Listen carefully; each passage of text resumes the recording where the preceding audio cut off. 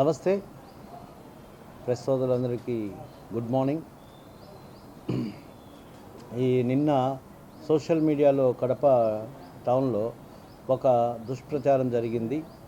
కంటైనర్లో డబ్బులు తీసుకొని పోతా ఉన్నట్టు, ఆ కంటైనర్ని పోలీసు ఎస్కార్ట్ చేస్తూ ఉన్నట్టు ఒక దుష్ప్రచారం సోషల్ మీడియాలో జరిగింది.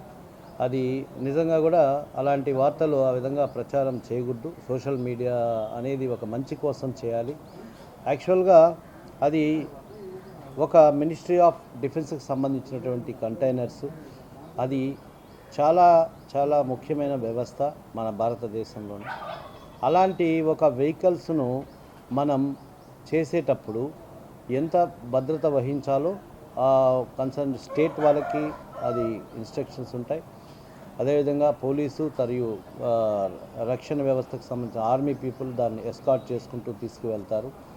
ఇలాంటి ఒక విషయాన్ని ఒక తప్పుగా బ్యాడ్ ప్రాపగండా చేసి సోషల్ మీడియాలో వేయడం జరిగింది.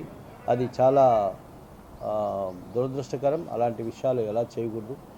ఇది చాలా చాలా ఇంపార్టెంట్. అది అదేవిధంగా పాత్రికేయుల సోదరులు కూడా ఇప్పుడు నేను ఇచ్చేటటువంటి ఒక విన్నపం ఏంటంటే, ఏదైనా సోషల్ మీడియాలో ఒక విషయము మనకు ఎవరో వ్యక్తిగతంగా ప్రచారం చేసినప్పుడు దాన్ని మనము ఆ యొక్క కన్సర్న్డ్ వ్యవస్థకు సంబంధించి, ఆ డిపార్ట్మెంట్కి సంబంధించి వాళ్ళని క్లారిఫికేషన్ తీసుకోవాలి.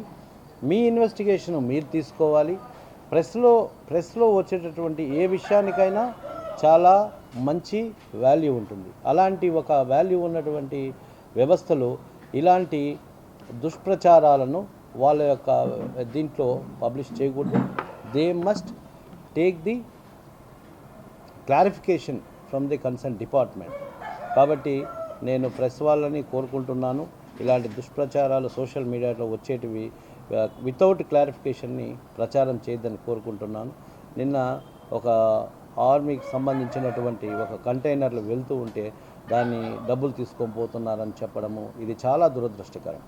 కాబట్టి once again I request all the press people, ఖచ్చితంగా అలా సోషల్ మీడియా అనేది ఎవరికైనా చేతిలో ఉంటుంది. చెడ్డ వాళ్ళ చేతిలో ఉంటుంది, మంచి జరగడానికి ఉంటుంది. చెడ్డ వాళ్ళే ఎక్కువ యూజ్ చేస్తారు. So take a clarification. ఆ కన్సర్న్ వ్యవస్థ నుంచి మీరు క్లారిఫికేషన్ తీసుకోండి.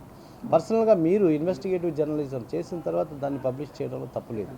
Thank you.